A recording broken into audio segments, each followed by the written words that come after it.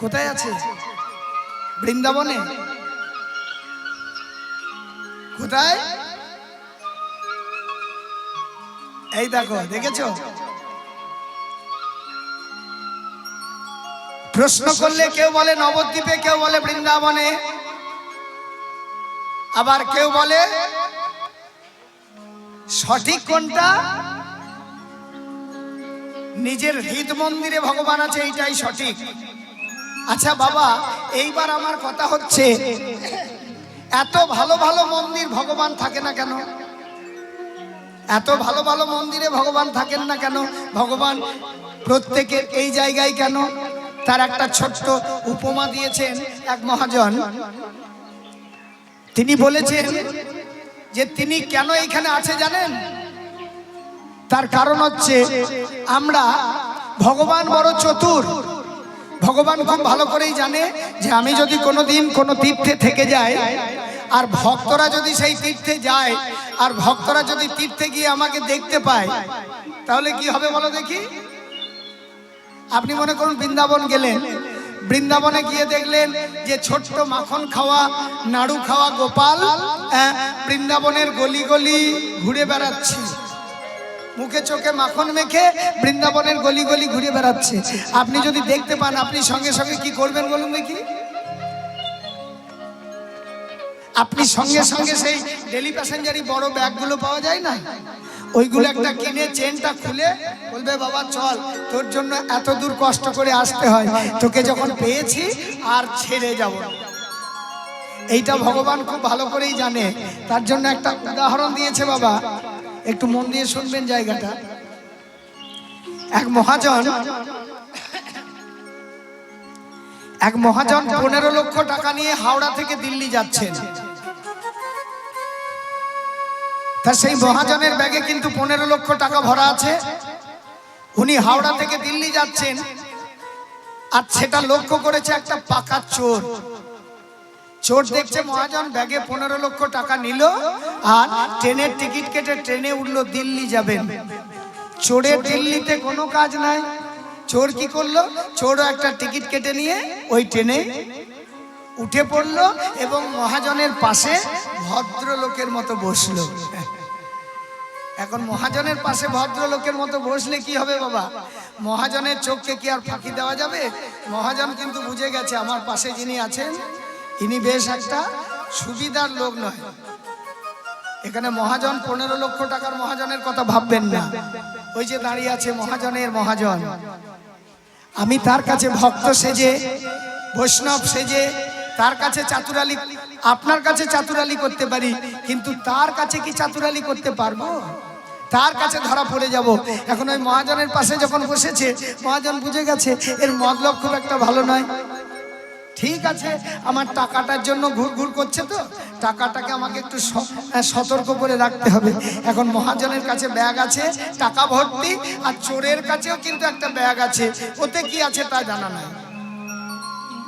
যাচ্ছে যাচ্ছে যাচ্ছে 2 ঘন্টার পথ প্রায় চলে যাওয়া হলো। চোরটা দেখছে কি বেরসিক লোক রে ভাই, 2 ঘন্টার রাস্তা যাওয়া হয়ে গেল। ট্রেনে যেতে যেতে কত বন্ধুত্ব হয়, কত গল্প হয়। ইনি এমন লোক যে দুটো কথাও বলে না। যার দরকারটা তো ওনার নয়, দরকারটা হচ্ছে তা আমার। যখন দরকার, বন্ধুত্বটা আমাকেই করতে হবে। তাই চোরের বুদ্ধি দিয়ে বন্ধুত্বটা শুরু করেছে। চোর কি করেছে দেখুন, চোর কি কিছু বলছেন দাদা? বলুন কি বলছেন? আপনার ব্যাগটা একটু লক্ষ্য রাখবো। চোরের বুদ্ধি দেখুন, ব্যাগটা দিয়েই বন্ধুত্বটা শুরু করছে। আমার ব্যাগটা দেখার দায়িত্ব দিই, পরে যদি উনি ওনার ব্যাগটা ভুল করে আমাকে একবার দায়িত্ব দিয়ে যান, তাহলেই হরি হরি বল। ও দাদা ঠিক আছে, ব্যাগ আপনার জায়গাতেই থাক, আপনি যেখানে যাচ্ছেন যান, ওখানে থাক। আপনি এসে আবার চলে গেল চোর। চলন্ত ট্রেনে যাবে আর কোথায়, এদিক ওদিক খানিক। আর মহাজন দেখছে এই আমার সুযোগ। চোর বেটা টাকাটার জন্য ঘুরঘুর করছে, এখন যখন কাছে নেই, এই সুযোগে বরং আমি টাকাটা গোপন জায়গায় সরিয়ে রাখি। টাকাটি গোপন জায়গায় সরিয়ে দিয়ে মহাজন কিন্তু নিশ্চিন্ত হয়ে গেলেন। আর তো ব্যাগে টাকা নাই, এইবার চোর এসে বসেছে, চোরটা যেই এসে বসেছে বলে, ও দাদা, এই যে আপনার দায়িত্ব দিয়েছিলেন, আপনার নিজের জিনিস আপনি বুঝে নিন। শুধু ধন্যবাদ দিলে তো হবে না দাদা, আমি আপনার ব্যাগটা এতক্ষণ দায়িত্ব সহকারে দেখলাম, আর আপনি খালি খালি ধন্যবাদ দিয়ে ছুটি পেয়ে যাবেন? আপনার ব্যাগ আমি দায়িত্ব নিলাম এতক্ষণ, এখন আমার ব্যাগটা আপনি একটু দেখুন, আমি একটু ঘুরে আসি। চোরটা ভাবছে, বলিহারি বুদ্ধি আমার, ভাগ্যে বুদ্ধিটা খাটিয়েছিলাম, তাই এত তাড়াতাড়ি কাজে লেগে গেল। বলে, হ্যাঁ দাদা আপনি যান। এইবার মহাজন করেছে কি, মহাজনের তার কোনো টেনশন নাই বাবা, টাকা তো নাই। সেই খালি ব্যাগটা চোরটাকে দেখতে দিয়ে গেছে। মহাজন যেই একটু এদিক ওদিক পায়চারি করছে, আর চোরটা তখন ব্যাগের সব ঘরগুলো খুলে খুলে দেখছে, অথচ নিজের চোখে দেখেছে ওই ব্যাগে টাকা ভরেছে। হতবাক হয়ে গেল চোরটা, যে এতগুলো টাকা আমার সামনে এই ব্যাগের মধ্যে ঢোকালো, অথচ টাকাটা কোথায়? যাক, আজ থেকে জীবনে আমি আর চুরি করব না, কেননা আমি ভাবছিলাম যে আমি হয়তো সবার চেয়ে বেশি বুদ্ধিমান, কিন্তু আজকে আমার কাছে প্রমাণ হয়ে গেল চোরেরও বড় চোর আছে, মহাজনেরও বড় মহাজন আছে। তাই উনি আসুক, ওনার চরণ দুটো ধরে আমি শুধু জানতে চাইবো যে তিনি কেমন করে বুদ্ধিটা খাটালেন, কোথায় টাকাটা রেখেছেন। ব্যাগে তো নেই, মহাজনের আরো দুটো ব্যাগ ছিল, ওখানেও নেই। পকেটে যদি থাকবে বাবা 15 লক্ষ টাকা, একটা দুটো টাকা নয়, তাও নেই। এইবার মহাজন এসে যেই বসেছে, চোরটা মহাজনের পা দুটো ধরে বলছে, ওগো মহাজন, ওগো মহাজন। বলে, এতক্ষণ আমি চোর ছিলাম, চোর ছিলাম, কিন্তু আপনার সঙ্গ পেয়ে আমি আমার চর্যবৃত্তি পরিত্যাগ করলাম। আপনি শুধু আমায় একবার বলে দিন, এতগুলো টাকায় আপনি এক মুহূর্তের মধ্যে কোথায় সরালেন? মহাজন বলছে, বেটা চোর, চোরকে কখনো টাকার সন্ধান দেয়? ও আমি যেখানে রেখেছি রেখেছি। বিশ্বাস করুন, আমি আর চুরি করব না, আর অন্য চোরে যাতে চুরি করতে না পারে, আমি আপনার পিছন পিছন আপনার সঙ্গে আপনার গন্তব্যস্থল পর্যন্ত যাব। শুধু আপনি বলুন টাকাটা কোথায় রেখেছে। টাকাটা কোথায় রেখেছে বলো দেখি বাবা। অন্য ব্যাগেও রাখে নাই, পকেটেও রাখে নাই, অথচ টাকাটা সরিয়ে দিয়েছে। তখন মহাজন বলছে, বেটা চোর, আমি ভালো করেই জানি যে আমার যতগুলো ব্যাগ আছে, আমার টাকা তুই আমার ব্যাগে খুঁজবি, কিন্তু আমার টাকা তোর ব্যাগে তুই কোনোদিনও খুঁজবি না। বলে, বাবা এতক্ষণ এই চোর, ব্যাগ, টাকা এই শুনতে কি আমরা কীর্তন শুনতে বসেছি? এইবার ভিতরে ঢুকুন। ভগবানও ভালো করে জানেন ভক্ত চোরের দল আমাকে তীর্থে তীর্থে খুঁজে বেড়াবে, কখনো বৃন্দাবনে খুঁজবে, কখনো নবদ্বীপে খুঁজবে, কখনো জগন্নাথ ধামে খুঁজবে, কিন্তু ওই ভক্ত চোরের দল কোনোদিন হৃদয় মাঝে খুঁজবে না গো। হৃদয় হরে হরে খুঁজবে না গো, খুঁজবে না গো। তাই হৃদয় মাঝে প্রাণ গোবিন্দ, হৃদয় মাঝে কেউ খুঁজবে। হৃদয় মাঝে প্রাণ গোবিন্দ, হৃদয় মাঝে খুঁজবে না গো। বলি হৃদয় মাঝে প্রাণ গোবিন্দ, সবার হৃদ মন্দির আলো করে। হৃদয় মাঝে প্রাণ গোবিন্দ, হৃদয় মাঝে প্রাণ গোবিন্দ, সবার হৃদ মন্দির আলো করে। হৃদয় মাঝে প্রাণ গোবিন্দ, আলো করে। হৃদয় মাঝে প্রাণ গোবিন্দ, আলো করে। হৃদয় মাঝে প্রাণ গোবিন্দ, হৃদয় মাঝে খুঁজবে না গো। তাই তীর্থে তীর্থে সবাই খুঁজবে, কিন্তু হৃদয় মাঝে কেউ খুঁজবে না। এই জন্য ভগবান কোথাও নেই, প্রত্যেক জীবের হৃদয় মাঝে একদিন না একদিন ডাকবে ভগবান প্রত্যেককে। আর ডাকবে যখন সেই বেনুর ধ্বনি অনুসরণ করে আমাদেরকেও যেতে হবে। যেমন করে বৃন্দাবনের ধেনুগুলো কানুর বেনু অনুসরণ করে আসছে, দেখুন কেমন ভাবে আসছে। শুনিয়া কানুর বেনু ঊর্ধ্ব মুখে ধায় ধেনু, চলে যা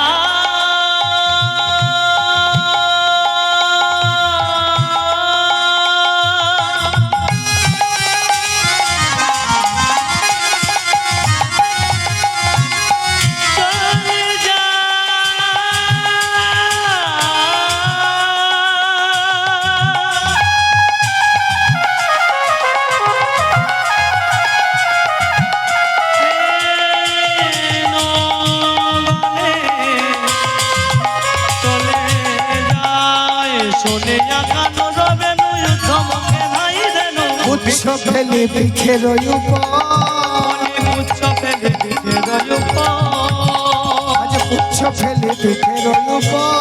উৎস ফেলি পিঠের উপর। যেই না কানুর বেনু শুনেছে বাবা, ওই বেনুর ধ্বনি শুনে পুচ্ছটা পিঠের উপর তুলেছে আর কান দুটোকে খাড়া করে সেই ধেনু বৎস ধেনুগুলো সব ছুটে যাচ্ছে। বলে ধেনুই আসে নাচতে নাচতে, ধেনুই আসে নাচতে নাচতে, বলি উভ কর্ণ উভ পুচ্ছ, ধেনুই আসে নাচতে নাচতে, উভ পুচ্ছ ধেনুই আসে নাচতে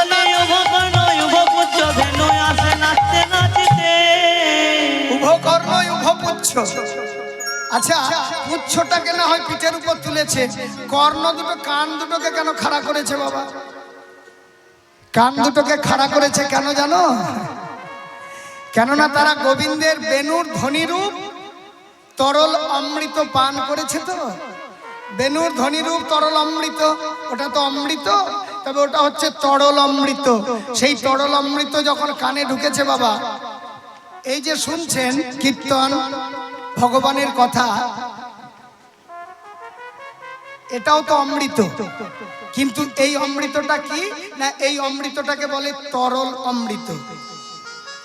যদি ধরে রাখার জন্য কান দুটোকে একটু খাড়া না করা হয়, তরল তরল তো যেমন ভিতরে প্রবেশ করবে তেমন আবার গড়িয়েও পড়ে যাবে। তাই তরল অমৃত পান করেছে ধেনুরা, গোবিন্দের বেনুরূপ তরল অমৃত, সেটা যাতে গড়ে পড়ে না যায় তার জন্য ওই কান দুটোকে খাড়া করেছে। ও মায়েরা, আমাদেরকেও অমৃত আস্বাদন করতে গেলে ওই কান দুটোকে একটু খাড়া করতে হবে বাবা, সবটা যেন ঝরে পড়ে না যায়। যত জায়গায় কীর্তন শুনতে যাবেন হয়তো সবটা ধরে রাখা যাবে না, কিন্তু একটু খাড়া করে যদি কিছুটা থাকে, সব ঝেড়ে ফেলে দিলে তার কাজ হবে না, শোনাই হবে, রাত্রি জাগা হবে, গরমে কষ্ট করে বসে থাকা হবে। কিছুটা যদি ধরে রাখা যায় তার জন্য কান দুটোকে খাড়া করতে হবে। এইবার ধেনুবান কি করেছে দেখো, অনুসারে বেনুরব বুঝিয়া রাখালো সব, অনুসারে বেনুরব বুঝিয়া রাখালো সব, অনুসারে বেনুরব বুঝিয়া রাখালো, অনুসারে বেনুরব বুঝিয়া রাখালো সব। আসিয়া মিলিল নিজ সুখে, বলি আসিয়া মিলিল নিজ সুখে, বলি আসিয়া মিলিল নিজ সুখে, ওই আসিয়া মিলিল নিজ সুখে। যে বনে যে ধেনু ছিল ফিরাইয়া একত্র কইল, যে ধেনু ছিল ফেরাইয়া একত্র কইল, যে বনে যে ধেনু ছিল ফিরাইয়া একত্র কইল, যে বনে যে ধেনু ছিল ফেরাইয়া একত্র কইল। আরে চালাইলা গোকুলের বলি চালাইল গোকুলের পথে, চালাইলা গোকুলের পথে, বলি চালাইলা গোকুলের পথে। যেখানে যত ধেনু ছিল ওই বেনুর ধ্বনি শুনে সবকে এক জায়গায় জড়ো করে নিয়ে এবার গোকুলের পথে নিয়ে যাচ্ছে। আর যখন যাচ্ছে বাবা, সেই গমন শোভাটা কেমন পদাবলীতেই বর্ণনা করেছে। পদাবলী যদি ঠিকঠাক ভাবে শোনা এবং ঠিকঠাক ভাবে গাওয়া যায়, আমাদের হয়তো ততটা আধার নেই। গাইতে গাইতে যদি কোনোদিন গৌর গোবিন্দের কৃপা হয়, এখন গাইছি গাইছি গাইছি, গাইতে গাইতে যদি কোনোদিন ঘষতে ঘষতে বলে নাকি পাথর ক্ষয় হয়, এই আশাতেই গায়। যদি কোনোদিন গৌর গোবিন্দের পদাবলী গাইতে গাইতে অন্তর থেকে যদি বিগলিত অশ্রুধারা বেরিয়ে আসে, সেই দিনে পদাবলী গাওয়া এবং পদাবলী শোনা সার্থক হবে। আপনারা সন্দেশ মিষ্টি মন্ডা দিয়ে ভগবানকে পাবেন কিনা জানি না, কিন্তু প্রত্যেক দিন যদি আপনি আপনার ঘরের ভগবানকে প্রত্যেক দিন একটা একটা করে মিষ্টি মিষ্টি পদাবলী শোনাতে পারেন, আমি নয়, অনেক প্রমাণ আছে বাবা। প্রত্যেক দিন যদি একটা করে মিষ্টি মিষ্টি পদাবলী শোনাতে পারেন, সন্দেশের লোভে নয়, ওই পদাবলী শোনার লোভে ভগবান একদিন না একদিন আপনার ঘরে আসবে আসবে আসবে। পদাবলী হচ্ছে এমন একটা জিনিস, প্রমাণও আছে তার। একজন ভক্ত দীর্ঘদিন নবদ্বীপে কাটিয়েছিলেন। দীর্ঘদিন নবদ্বীপে কাটানোর পর তার গুরুদেবের কাছে নিজের ইচ্ছা প্রকাশ করেছিলেন, গুরুদেবের সেবা করতেন, গুরুদেবকে নিজের হাতে রান্না করে সেবা যত্ন দিতেন। সেই ভক্ত একদিন নিজের গুরুদেবের কাছে প্রকাশ করেছিলেন, গুরুদেব আমার বড় ইচ্ছা, আমি আমার বাকি জীবনটা বৃন্দাবনে কাটাতে চাই। তা গুরুদেব বলছে, বাবা এটা তো তোর খুব ভালো ইচ্ছা, বৃন্দাবনে কাটাবি, কত ভালো জিনিস। তা বৃন্দাবনে যে কাটাবি বাবা, বৃন্দাবনে ওই ভালো আশ্রম দেখে থেকে যাব, আর দুবেলা করে প্রসাদ খাবো আর ঘুম মারবো, এর জন্য তো গিয়ে থাকা নয়। বৃন্দাবনে যেতে যদি চাস, হাতে দুটো করতাল তুলে দিয়েছিল, বলে এই করতাল দুটোকে নিয়ে রাধাকুণ্ডের তীরে বসে প্রত্যেক দিন রাধারানীকে একটা মিষ্টি মিষ্টি পদাবলী শোনাবি, কাউকে কিচ্ছু চাইবি না। রাধারানীর কৃপায় কেউ যদি তোর হাতে কিছু তুলে দেয়, তখন সেটা জয় রাধে শ্রী রাধে বলে সেবা করবি। আর যদি কেউ কিচ্ছু না দেয়, এক গণ্ডুষ রাধাকুণ্ডের জল আর এক গণ্ডুষ শ্যামকুণ্ডের জল দিনের শেষে জয় রাধে শ্যাম বলে সেবা করবি, কিন্তু ওই পদাবলীর সেবা করতে যেন ভুলবি না। তা বাবা প্রত্যেক দিন সেই ভক্ত তাই করতো। দেখুন পদাবলী কি জিনিস, আমরা এখন গাইছি না, গাইতে পারছি না, গাইতে পারছি না, আর দোষ দিচ্ছি কিসের? আমরা একটা বড় গান গাইতে পারি না, সেটা নিজের দিকে আঙুল দিয়ে দোষ দিচ্ছি না, দোষটা দিচ্ছি কার উপরে আমি জানি না বড় গান, কিন্তু আমি দোষ দিচ্ছি কি মশাই বড় গান এখন আর কেউ শোনে? গাইতে গেলে শ্রোতারা সব উঠে চলে যায়, এই দু চার জনের জন্য বড় গান গাইবো? আসলে ভিতরটা যদি খুলে দেখেন, মূলে আমি জানি না তো গাইবো কি? তখন এইরকম ভাঙতি দিয়ে তো আমাকে বেরোতেই হবে। বড় গান আর কটা জানি আমরা, অন্যান্য কীর্তনিয়ারা যদিও বেশি জানে, আমার তো জানাই নেই। দুই একটা সবে মাত্র এখন একটু চেষ্টা করছি মাত্র, তার মধ্যে আবার অনেকগুলো ভুল হবে, গাইলাম হয়তো ভুল হয়েওছে, যাই হোক আরো হয়তো দুই একটা গাইবো, তাতেও ভুল হবে। কিন্তু পদাবলী ছাড়া ভগবান পছন্দই করেন না। চণ্ডীদাস বিদ্যাপতি রায়ের নাটক গীতি, বিল্লমঙ্গলের শ্রীকৃষ্ণ কর্ণামৃত, কবি জয়দেবের গীত গোবিন্দ, স্বরূপ রামানন্দ সনে মহাপ্রভু রাত্রি দিনে আস্বাদয়ে পরম আনন্দ।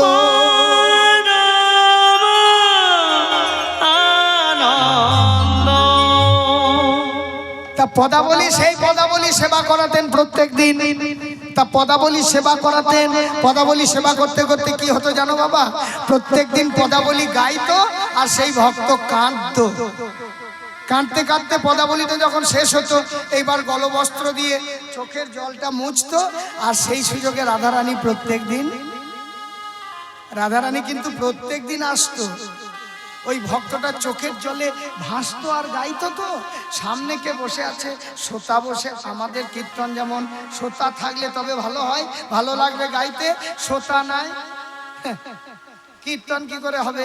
দেখুন এই ভক্ত চোখ বন্ধ করে চোখের জলে ডুবে গেছে, কীর্তন গাইছে। স্বয়ং রাধারানী সামনে বসে বসে কীর্তন শুনছে, স্বয়ং রাধারানী, কিন্তু কোনোদিনও দেখতে পাই না। কেন জানো? চোখের জলে ভরে থাকে। তো পদাবলীটা শেষ হয়, আর যখন নিজের গলবস্ত্র দিয়ে চোখের জলটা মোছে, আর সেই সুযোগে রাধারানী। কিন্তু একদিন হয়েছে কি জানো বাবা, একদিন আর রাধারানী ওই ভক্তের চোখকে ফাঁকি দিতে পারে না। একদিন ওই বাবাজি একটা পদাবলী গাইছে, যে পদাবলীটা আমরা সাধারণত মানের কলহান্তরিত দশায় গাই। পদাবলীটা ধরা তালের উপর গাওয়া হয়। আধ হলো প্রেম পহিলে নাহি হেরিনু সবহু বল্লভ কান। সেই ভক্ত কিন্তু এত যন্ত্রপাতি নেই, এত ভক্ত নেই, কিচ্ছু নেই। রাধাকুণ্ডের তীরে বসে করতাল ঠুকে গাইছে, গাইছে আর চোখের জলে ভাসছে। রাধারানীও এসেছে, রাধারানীও পদাবলীটা শুনছে। আজকে কিন্তু রাধারানীও কাঁদছে, ভক্তও কাঁদছে, রাধারানীও কাঁদছে, ভক্তও কাঁদছে। এবার ভক্ত চোখের জল মুছছে যখন, তখন দেখছে সামনে একজন অপূর্ব সুন্দরী রমণী, সেও চোখের জল মুছছে। তখন বাবাজি বলছে, তুমি গান শুনতে এত ভালোবাসো,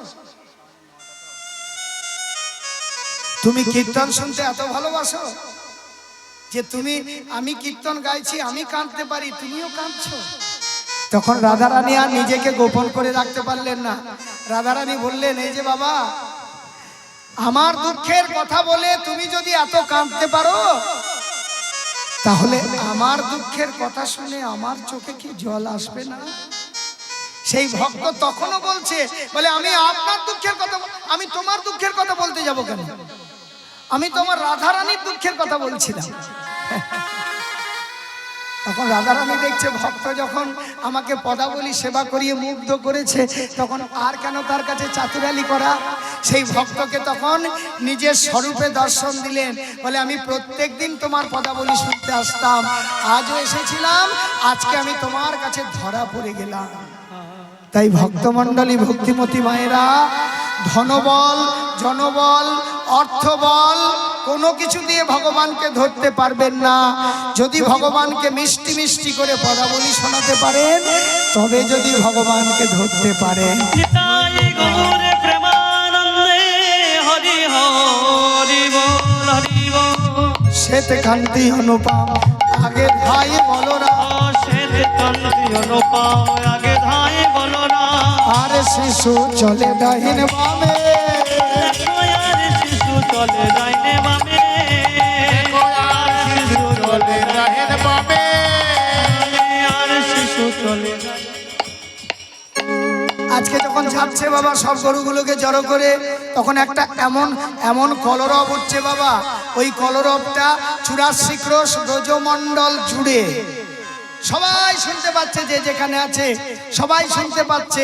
সবাই শুনতে পাওয়ার পিছনে কারণ আছে, কেননা সব ঘরে ঘরে চিন্তা করছে। তো সব ঘরের সমস্ত ব্রজমায়েরা চিন্তা করছে, কানাই কেন আসছে না। এখনকার দিনে ছেলে বাইরে গেলে চিন্তা করার কিছু নাই। 12টার সময় ঘর ফেরার কথা, ফিরতে পারছে না, ছেলে কি করছে?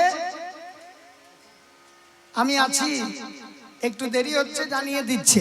কিন্তু তখনকার দিনে তো এই সব ব্যবস্থা ছিল না বাবা। তাই কানাই মনে মনে ভাবছে, মা তো আমার চিন্তা করবেই, মায়ের চিন্তাটা দূর করতে হবে। তাই কানাই আবার কি করছে, অন্য দিনের থেকেও আজকে বেশি বেশি করে ঘন বাজে সিঙাবেনো গগনে গোখুর রেনো, বাজে সিঙাবেনো গগনে গোখুর রেনো, বাজে সিঙাবেনো গগনে গোখুর রেনো। আস্তে আস্তে বাবা, ঘন বাজে সিঙাবেনু গগনে গোখুর রেণু, গগনে গোখুর রেণু। গোখুর রেণু মানে, গোখুর রেণু মানে হচ্ছে, যদি আপনি একদল গরু ডাকিয়ে নিয়ে যান, তাহলে ওই গরুর চলার জন্য, পথ চলার জন্য গরু ক্ষুরোধৃত যে রেণু, মানে ধূলিকণা, ধুলোর রাস্তাতে যদি গরু নিয়ে যাওয়া হয়, অনেকগুলো গরু, অনেকগুলো ধেনু যদি একসঙ্গে যায়, তাহলে কি হবে বাবা? ওই রাস্তার ধুলো উড়বে না? বলে এখন তার দেখতে পাওয়া যায় না, এখন ধেনুও নাই আর সেই ধুলোর রাস্তাও নাই। আছে না গো, এখন সব রাস্তা ঢালাই রাস্তা এখন। একদম। গরু যদিও আছে তবু আর ওই পথে গেলেও কিন্তু আর ধুলো উড়বে না, ধুলোর ব্যবস্থাই নাই, ধেনুরও ব্যবস্থা নাই, ধুলোরও ব্যবস্থা নাই। কিন্তু তখন বৃন্দাবনে ছিল, কানাই মনে মনে চিন্তা করছে আমার মা জানতে পারবে, সমস্ত ব্রজবাসী জানতে পারবে আমি ঘরে যাচ্ছি, তাই ঘন বাজে সিংহাবেনু, গগনে গোখুর রেণু। বলে ঠিক আছে বাবা, ধুলো না হয় উঠছে, ধুলো উঠতেই পারে, এতগুলো গরু একসঙ্গে গেলে ধুলো উঠবে না? তা পদাবলীটা কেমন বলছে গো? বলে ঘন বাজে সিংহাবেনু, গগনে গোখুর রেণু। হ্যাঁ বাবা, বলছি গগনে কি করে ধুলো উঠলো? ধুলোটা তো নিচে থাকার কথা, সেই ধুলো আকাশে উঠলো কি করে? বলে কেমন পদাবলী গো, ধুলোটা উঠলে আকাশে উঠবে? তখন মহাজন বলছেন, বলে ধুলো কেন আকাশে উঠছে জানো? বলছি সারাদিন আকাশে ছিল সূর্যদেব, যাবার বেলায় সূর্যদেব বলছে হে গোবিন্দ, এখন তো আমার যাবার সময়, তাই যাবার বেলায় তোমার কাছে আমার কাতর প্রার্থনা, তোমার ওই ব্রজের ধুলো একটু উড়িয়ে দাও, যাবার বেলায় যেন ওই ব্রজের ধুলা মেখে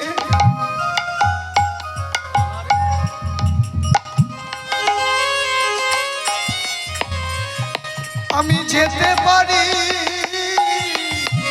ব্রজের ধুলা মেখে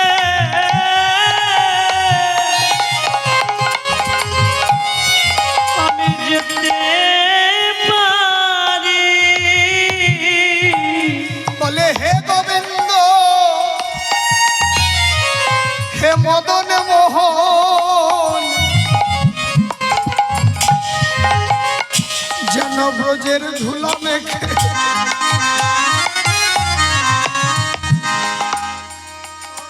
আমি যেতে পারি। হে গোবিন্দ,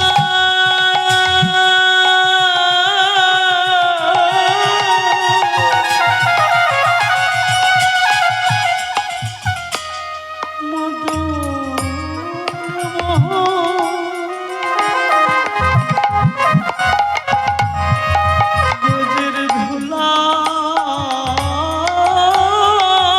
মেখে যেন যেতে পারি। বলে হে গোবিন্দ, হে মদন মোহন, ধুলা মাখলে জনম ধন্য হবে। নিতাই গৌর হরি হরি বল। মাতে জনম ধন্য হবে, বলি গোবিন্দ মদন মোহন, মাতে জনম ধন্য হবে হে গোবিন্দ মদন মোহন, মাতে জনম ধন্য হবে। হে গোবিন্দ মদন মোহন, ব্রজের ধুলা মেখে যেন যেতে পারি। ব্রজের ধুলো যেন সারা গায়ে মেখে যেতে পারি। আর গোবিন্দ যে ভক্ত বাঞ্ছা কল্পতরু গো, ভক্ত যদি কিছু চাই তাকে দেবে না? তাই আজকে ধুলো উঠছে ব্রজে, সেই ধুলো ঘন বাজে সিংহাবেনু, গগনে গোখুর রেণু। পথ চলি করি কত রঙ্গে, সকারা সব কত অঙ্গভঙ্গি করে পথ চলে যাচ্ছে বাবা। আবার যতে কোরা খালো গন, যতে কোরা খালো গন দিয়া দিয়া, আগেকার দিনে শোনা যেত দিয়া। ও গরু আসছে, বোঝা যেত। আগে যখন একজন রাখাল প্রচুর গরু ঘরে নিয়ে যেত, তখন ওই যাওয়ার সময় রাখালদেরও তো আনন্দ হতো, ঘরে যাচ্ছে, তাই রাখালগণ কি করতো? যতে কো রাখালগণ দিয়া আবা আবা ঘন, কোরা খালো গান দিয়া আমার আমার ঘন, যতে কোরা খালো যতে কোরা খালো গান দিয়া আমার আমার ঘন, যতে কোরা খালো গনে দিয়া আমার আমার ঘন। বলো রামদাস চলো সঙ্গে, ও বলো রামদাস চলো সঙ্গে, আরে বলো রামদাস চলো সঙ্গে। ও বলো রামদাস চলো সঙ্গে। এইরকম রোজের ধুলো মাখিয়ে সকল সখাদেরকে নিয়ে গোবিন্দ আমার ঘরে ফিরছেন। আর এদিকে সখীরা রাধারানীকে বলছে, ও রাধে শুনতে পাচ্ছিস, শুনতে পাচ্ছিস, দেখ এত ঘন ঘন শব্দ উঠছে, তার মানে এইবার তোর প্রাণ গোবিন্দ আসছে। তোর প্রাণ গোবিন্দ যে আসছে তুই একবার দেখতে যাবি না? তোর প্রাণ গোবিন্দকে একবার দেখতে যাবি না? চল একবার গিয়ে দেখবি। ভক্তমণ্ডলী ভক্তিমতী মায়েরা, রাধারানী কি আর সেই রকম ঘরে থাকে গো? রাধারানী কি আর সেই রকম ঘরে থাকে যে ইচ্ছা করলেই রাস্তায় গিয়ে দাঁড়াবে গোবিন্দকে দেখবার জন্য? সে উপায় তো নেই।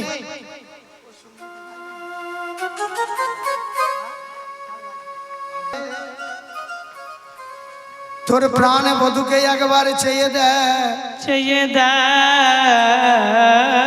তোর প্রাণ বধূকে যেন দেখলে মনে হচ্ছে কোনোদিনও দেখি নাই, কোনদিনও দেখি। হরি হরি বল, একবার চেয়ে দেখবি। তাই রাধারানী সখীরা রাধারানীকে বলছে, বলি ও সুন্দরী,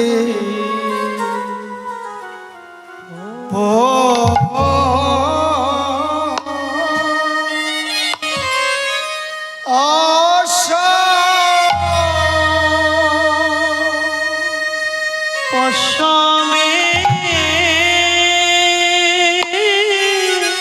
লতি অমিলতি বন মা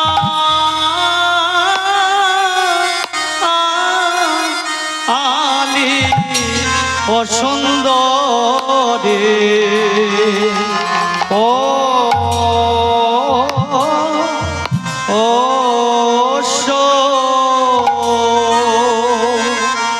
পোষ ও মিলো, ও মিলতি পোষ মিলতি বন মালি ও সুন্দরী,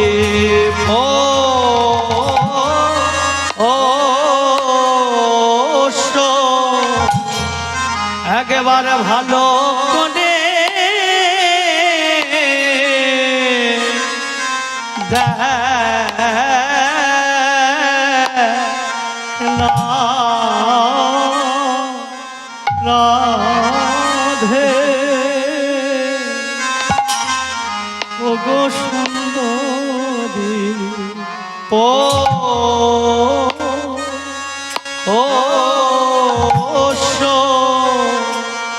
পশমে লতি, একবার ভালো করে দেখ না রাধে, ওই দেখ দেখে না ঘরে ঘরে বাহির হয়ে আসছে বধূ ভঙ্গি করে, লাগে না ঘরে বাহির হয়ে, বলি লাগে না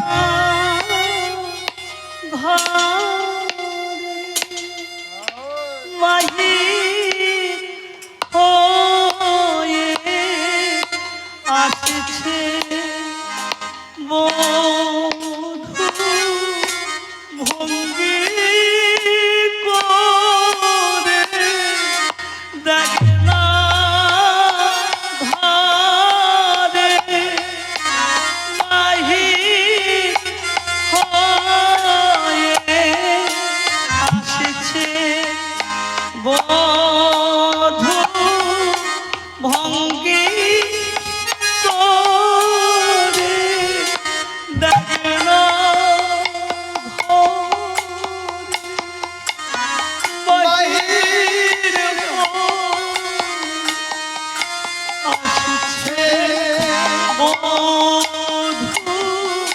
ভঙ্গি করে লাগে না বাহির হয়ে আসছে ভঙ্গি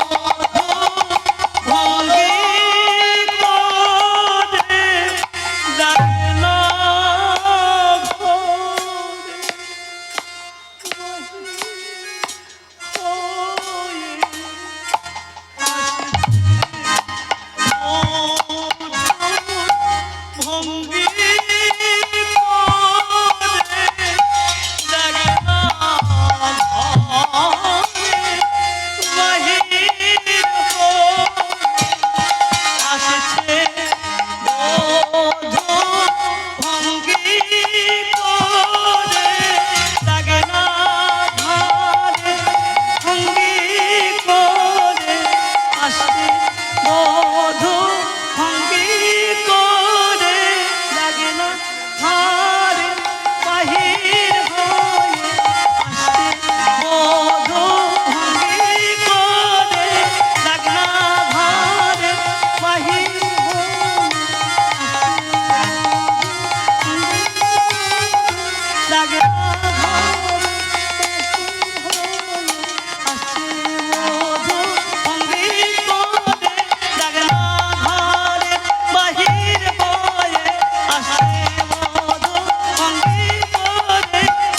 লাগে না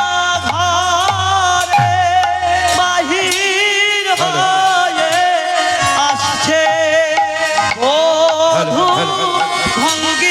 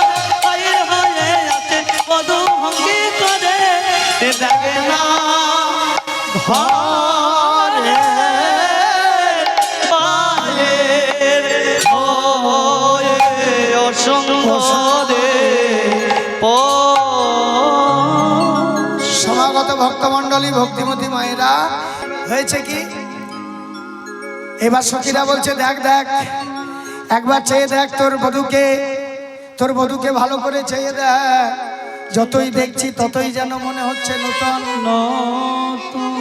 ভালো করে তোর বধূর পানে চেয়ে দেখ দিবস পরিণতি মুপগত সতী সতী নব নব বিভ্রম শালী পরিণতি মুপগত সতী সতী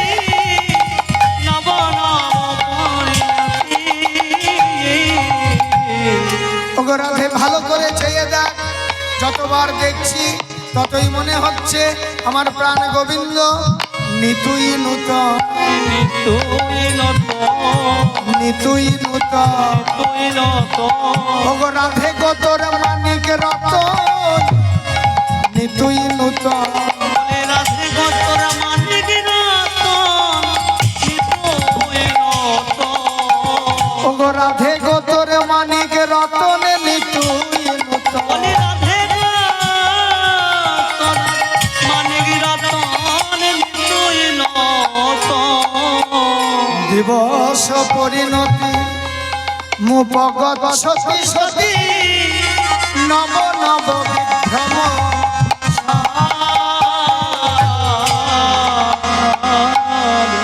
আস্তে এইবার রাধারানী আমার কি করেছেন না রাধারানী গোবিন্দকে দর্শন করার ইচ্ছা যখন রাধারানীর অন্তরে, এইবার রাধারানী কি করবে না রাধারানী ছলা করে বাইরে বেরোবে। কিসের ছলা? সন্ধ্যাবেলায় সন্ধ্যার একটা নির্দিষ্ট সময় আমরা সন্ধ্যা দিই, তো সন্ধ্যা প্রদীপ একটা নির্দিষ্ট সময় আমরা দিই, কিন্তু ব্রজে গোবিন্দ যখন গরু নিয়ে ঘরে ফিরতেন সেই সময়টাই ছিল ঘরে ঘরে সন্ধ্যা প্রদীপ ধরানোর সময়। কেন সন্ধ্যা প্রদীপ ধরাতো? কেন প্রদীপ ধরাতো জানো? কেননা ওই আসার সময়টা একটু সেই যাকে বলে মুখ অন্ধকার, মানে একটু অন্ধকার অন্ধকার হয়ে যেত, তো গোবিন্দকে ভালো করে মুখটা দেখা যাবে না বলে প্রত্যেক ব্রজরমণী প্রদীপ ধরিয়ে গিয়ে ওই দরজার ধারে দাঁড়াতো। আর গোবিন্দ যখন পেরিয়ে যেত হাজার হাজার প্রদীপের আলোর ছটায় নীল রতনকে দেখলেই মনে হতো যেন যত দেখছি ততই নূতন। আজকেও সেই দৃশ্য বাবা, আজকেও সেইভাবে এইবার রাধারানী আমার কি করেছে না সখীদের সকলের মাঝখান থেকে গিয়ে এইবার রাধারানী আমার দাঁড়িয়েছে পথে, কোন জায়গায়? জাবটের আগের চৌমাথায়। ওহে আমার সোনার বধূ ও না ওই না বেশে এসো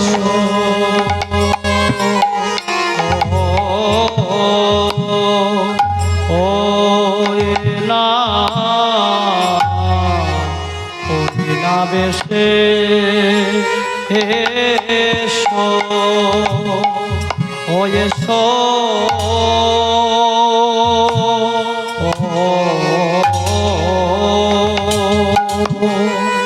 এসো আমার ঘরে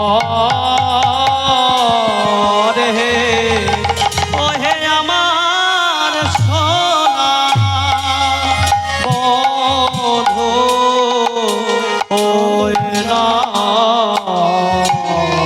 বেশে এসো ও বন্ধু হে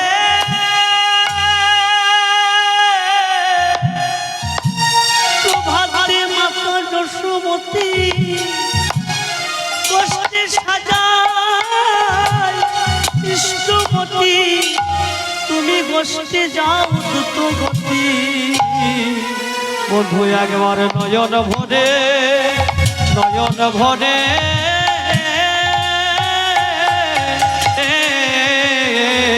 নয়ন ভরে দেখে নিও হে সোনার বন্ধু ওয়ে না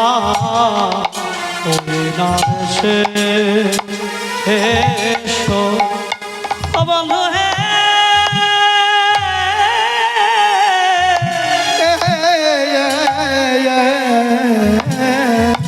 ওই না বেশে আইসো তুমি দাঁড়ায় রয়েছি আমি বন্ধু হে বধূ লইয়ে তরে গো তোয়া বধূ লয়ে যাবার তরে বলে এখন আমি যাই ঘরে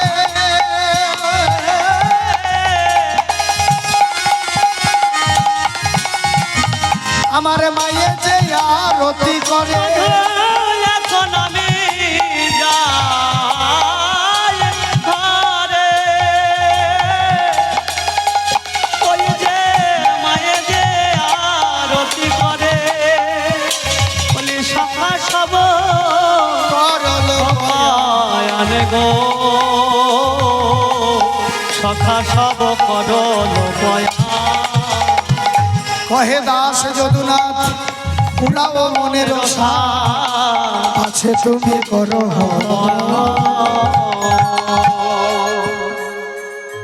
তাই বাবা এবার চলুন প্রাণ গোবিন্দ আমার ঘরে ফিরছেন আর ঘরে ফিরছেন দেখে মা যশোমতী আমার কি করেছেন না আরতির সবকিছু তৈরি করে রেখেছিলেন যে এইবার আমার ছেলে ঘরে আসছে তাই মা যশোমতী আমার কি করেছে দেখো মা যশোমতী আমার সেই আরতির সামগ্রী নিয়ে প্রাণ গোবিন্দ বলরাম সমস্ত ব্রজমায়েরা এসে নন্দ রাজার ঘরে এসে হাজির হয়েছে আরতি করে নন্দরা হেরি গো আরতি করে নন্দরানী হেরি গো আরতি করে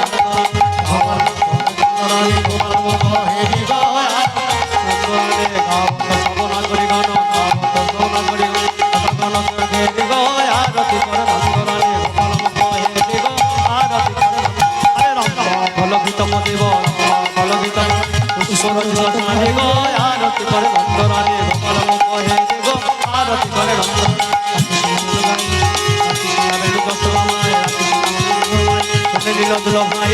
আরতি করে নন্দরানী গোপাল মুখ হেরি রে আরতি করে নন্দরানী রম্ভা ভালো গীত ভালো গীত পদবে পুষ্পরচিত ধারি রে আরতি করে নন্দরানী গোপাল মুখ হেরি গো আরতি করে আরে নন্দ ঘোষ নন্দ পদ জগদানন্দ গাও রে আরতি করে নন্দরানী গোপাল মুখ হেরি রে আরতি করে নন্দরানী নন্দ পদ নন্দ জগদানন্দ গাও রে আরতি করে আরতি করে নন্দরানী গোপাল মুখ হেরি রে আরতি করে নেচে নেচে আরতি করে নেচে নেচে আরতি করে গোপাল বদন হেরি হেরি নেচে নেচে আরতি করে গোপাল বদন হেরি হেরি নেচে নেচে আরতি ওই গোপাল বদন হেরি হেরি নেচে নেচে আরতি করে গোপাল বদন হেরি হেরি নেচে নেচে আরতি করে গোপাল বদন হেরি হেরি নেচে নেচে আরতি আরে পঞ্চপদে হাতে লই নেচে নেচে আরতি করে পঞ্চপদে হাতে লই নেচে নেচে আরতি করে আরতি করে নন্দরানী গোপাল মুখ হেরি রে আরতি করে নন্দরানী গোপাল মুখ হেরি রে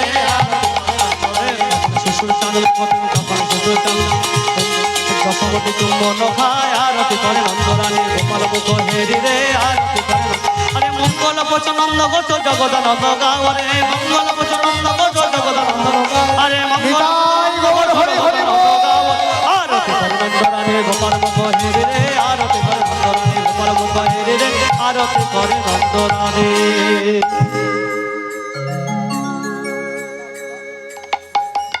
এইবার মা যশোমতী আমার মনের মতো করে প্রাণ গোপাল এবং দাদা বলরাম দুজনকে মনের মতো করে কোলে বসিয়ে নিয়ে দুজনকে ক্ষীর সর ছানা মাখন খাওয়াচ্ছে ভক্তমণ্ডলী ভক্তিমতী মায়েরা এইখানে রইল এইখানে রইল এইখানে রইল এইখানে রইল রাধা গোবিন্দ লীলা এইখানে রইল রাধা গোবিন্দ লীলা হরি প্রেমানন্দ রে হরি বল প্রেমানন্দে হরি বল এইখানে রইল প্রেমানন্দে হরি বল জয় রাধে জয় রাধে জয় রাধে জয় রাধে জয় রাধে জয় রাধে জয় রাধে জয় রাধে জয় রাধে জয় রাধে জয় রাধে শ্রী গুরু বৈষ্ণব প্রেমানন্দে হরি হরি হরি বল জয় জয় শ্রী রাধে শ্যাম